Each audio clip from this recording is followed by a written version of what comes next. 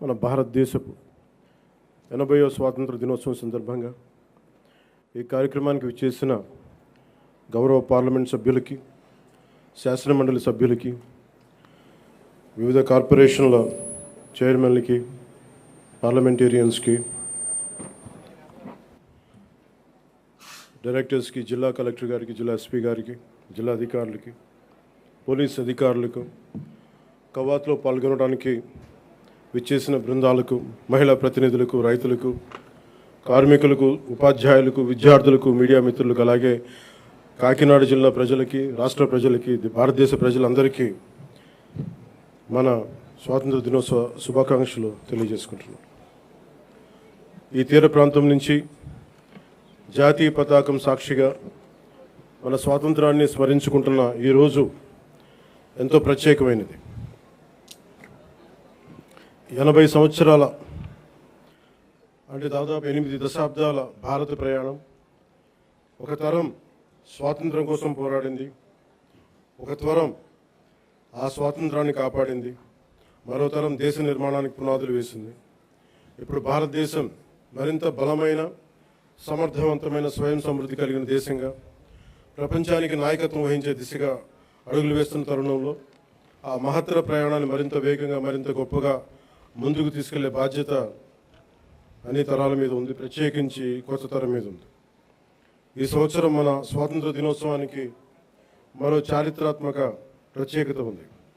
మన జాతీయ గీతం వందే మాతరంకి 150 సంవత్సరాలు పూర్తవుతా ఉన్నాయి.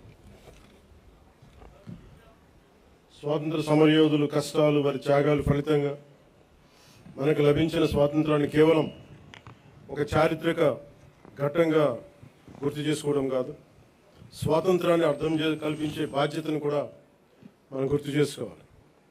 ఆ బాధ్యతను గుర్తు చేసుకోవడానికి కాకినాడ కంటే గొప్ప వేదిక మరొకటి ఉండదు. మన కాకినాడకి స్వాతంత్ర పోరాటంతో కూడా చాలా గొప్ప అనుభవం ఉంది. 1923లో కాకినాడలో జరిగిన అఖిల భారత కాంగ్రెస్ సమావేశం జాతీయ స్వాతంత్ర ఉద్యమ చరిత్రలో ఒక ముఖ్యమైన అధ్యాయం. జాతీయ చైతన్యానికి కాకినాడ ఒక వేదికగా నిలిచిందనడానికి ఒక గొప్ప ఉదాహరణ. అదే స్ఫూర్తిని మన చుట్టూ ఉన్న ప్రజల జీవితాల్లో కూడా మనం చూడవచ్చు. ఈ తీర ప్రాంతంలో తుఫాన్లు వస్తాయి, సముద్రపు కోత ఉంటుంది, భారీ వర్షాలు ఉంటాయి, ప్రకృతి అనుక్షణం ఎన్నో సవాళ్లు విసురుతూ ఉంది. అయినా మన మత్స్యకార సోదరులు సముద్రంలోకి వెళ్తారు, రైతులు పొలాల్లోకి వెళ్తారు, నేతలు తన మగ్గాల ముందు కూర్చుంటారు, కార్మికులు తమ పనిలోకి వెళ్తారు, యువత తమ భవిష్యత్తు కోసం ముందుకు సాగుతూ ఉంది. కుటుంబాన్ని నిలబెట్టడానికి, సమాజాన్ని ముందుకు తీసుకెళ్లడానికి సామాన్య మనిషి ప్రతిరోజు చేసే పోరాటం ఈ దేశ నిర్మాణంలో భాగం. ప్రధానమంత్రి గారి శ్రీ నరేంద్ర మోదీ గారి వికసిత్ భారత్ 2047 సంకల్పంలో ఆంధ్రప్రదేశ్ తన వంతు బలమైన పాత్రని పోషిస్తుంది. కేంద్ర రాష్ట్ర ప్రభుత్వాల సమన్వయంతో రాష్ట్ర అభివృద్ధి పదంలో వేగంగా ముందుకు సాగుతూ ఉంది. కేంద్రం అందిస్తున్న మౌలిక వసతులు, పెట్టుబడులు, సాంకేతికత, జాతీయ స్థాయి పథకాలకు రాష్ట్ర ప్రభుత్వం తన పరిపాలనా సామర్థ్యాన్ని జోడించి వాటి ఫలాలు ప్రజలకు చేరేలా సర్వశక్తులు ఒడ్డి పనిచేస్తాం. ఇటీవల కేంద్రం రాష్ట్రాలకు ముందస్తుగా పన్ను వాటా నిధులు విడుదల చేయగా ఆంధ్రప్రదేశ్కి 4,597 కోట్లు అందాయి. ఇలాంటి కేంద్ర రాష్ట్ర సమన్వయం రాష్ట్ర అభివృద్ధికి మరింత వేగాన్ని అందిస్తాం. అదేవిధంగా స్వాతంత్రం వచ్చి ఇన్నేళ్లు గడిచిన రహదారి సౌకర్యానికి నోచుకొని గిరిజన గ్రామాలకు తొలిసారిగా రహదారి సౌకర్యం కల్పించాలనే లక్ష్యంతో డోలీ రహిత గిరిజన గ్రామాల కోసం అడవి తల్లి బాట కార్యక్రమం కింద 2,078 కోట్లతోటి 2,310 కిలోమీటర్ల రహదారుల నిర్మాణం చేపట్టాం. ఇప్పటికే 905 కిలోమీటర్ల రహదారుల నిర్మాణాన్ని పూర్తి చేశాం. జలజీవన్ మిషన్, అమర్ జీవి జలధార కింద గతంలో అసంపూర్తిగా ఉన్న పులివెందుల, డోన్, ఉద్దానం తాగునీటి ప్రాజెక్టులని దాదాపు పూర్తి చేశాం. అలాగే 8,000 కోట్లతో 1,30,00,000 మందికి తాగునీరు అందించాల లక్ష్యంతో చిత్తూరు, ప్రకాశం, పల్నాడు, ఉమ్మడి ఉభయ గోదావరి జిల్లాలో మెగా వాటర్ గ్రిడ్ వర్క్స్ని వేగవంతం చేశాం. మరో 9,355 కోట్లతో 10 కొత్త ప్రాజెక్టుల ద్వారా దాదాపు 6,500 గ్రామాలకి తాగునీరు అందించే మెగా మల్టీ విలేజ్ స్కీమ్స్ని ప్రక్రియను ప్రారంభించాం. అటవీ పర్యావరణ పరిరక్షణకు శాస్త్రీయ విధానం, సాంకేతికత ప్రజల భాగస్వామ్యంతో ముందుకు సాగుతూ ఉన్నాం.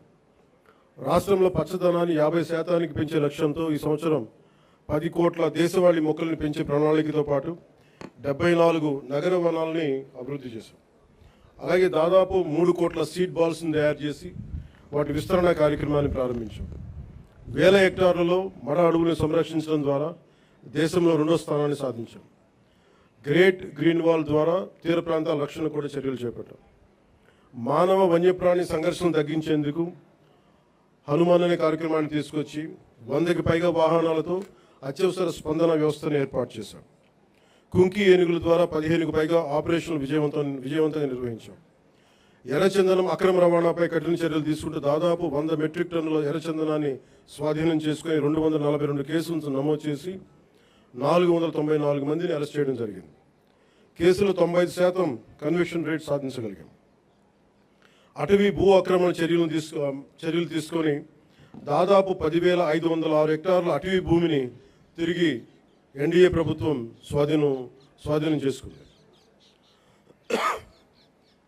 రైతు సంక్షేమానికి ప్రాధాన్యత ఇస్తూ పీఎం కిసాన్, అన్నదాత సుఖీభవ పథకాల ద్వారా సుమారు 47 లక్షల రైతు కుటుంబాలకు ఏడాది 3,125 కోట్లతోటి ఒక్కొక్క రైతు కుటుంబానికి 20,000 సాగు సాయం అందిస్తూ ఉన్నాం.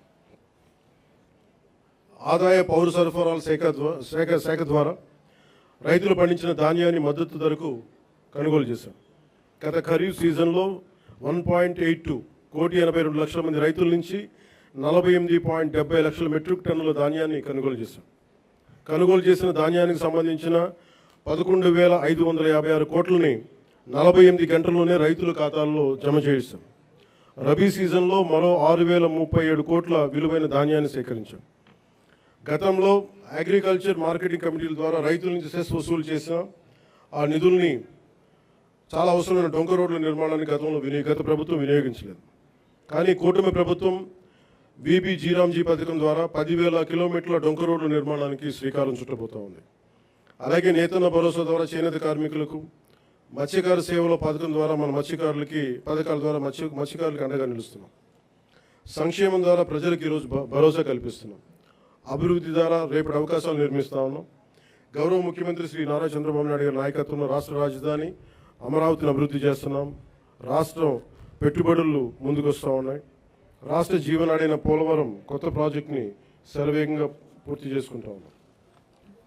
అలాగే ప్రత్యేకించి పిఠాపురం నియోజకవర్గం ప్రజల కోసం దాదాపు 1000 కోట్లతో ఎన్నడూ లేని విధంగా అభివృద్ధి పనులు చేపట్టాం.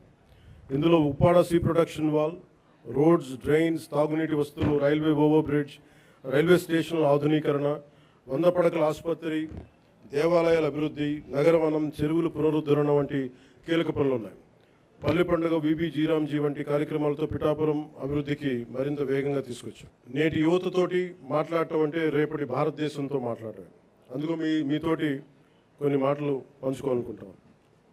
మీరు కేవలం భారతదేశ భవిష్యత్తు కాదు, భారతదేశపు ప్రస్తుత బలం కూడా. ఈ రోజున సమాచారం మనకి క్షణాల్లో చేరుతా ఉంది. But speed is not truth. ఏదైనా నమ్మే ముందు ఆలోచించండి, అనుసరించే ముందు ప్రశ్నించండి, నిర్ణయం తీసుకునే ముందు పరిశీలించండి.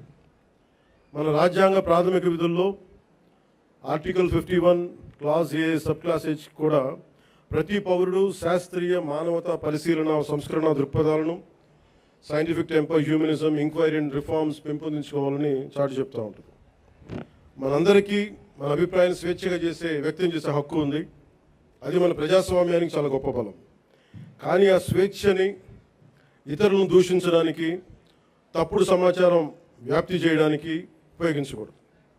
Before sharing, verify data. Before criticizing, know the facts. Before abusing, remember your responsibility.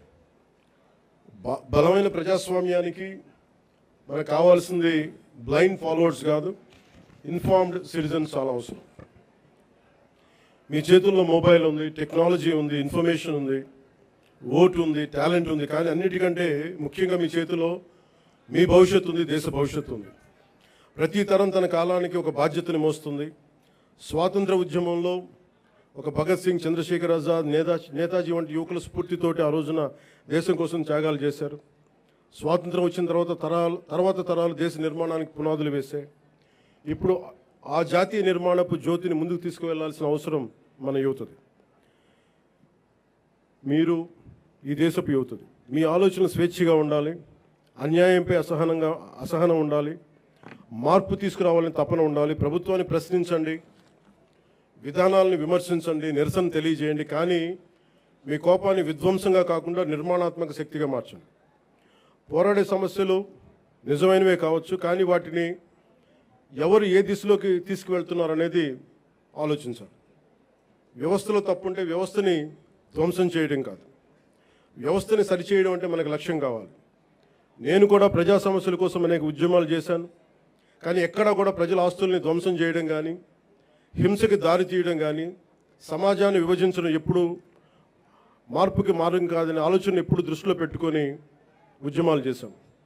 భారతదేశానికి ప్రతిభ కొరవలేదు, అవకాశాలు కావాలి. అవకాశాలను సృష్టించే సమయం ఇది. ప్రపంచంలోని పెద్ద సంస్థలకి నాయకత్వం వహిస్తున్న భారతీయుల నుంచి, అంతరిక్షం నుంచి డిజిటల్ టెక్నాలజీ వరకు, భారత్ సాధిస్తున్న విజయాల వరకు మన సామర్థ్యాన్ని చాటి చెప్పడం సామర్థ్యానికి ప్రపంచమే సాక్ష్యం. కాబట్టి యువతకి నా పిలుపు ఒకటే: డబ్బుకి మీ ఓటు నమ్ముకోకండి, తప్పుడు సమాచారానికి మీ ఆలోచన నమ్ముకోకండి, ద్వేషానికి మీ భవిష్యత్తును అప్పగించకండి.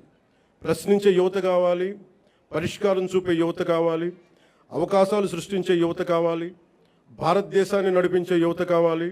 ఈ తరం చేతిలో ఉన్న జ్యోతి యువత. వచ్చే తరానికి మరింత ప్రకాశవంతమైన భారతదేశంగా మీ చేతిలో ఉండాలని మనస్ఫూర్తిగా కోరుకుంటూ సెలవు తీసుకున్నాను. జై హింద్.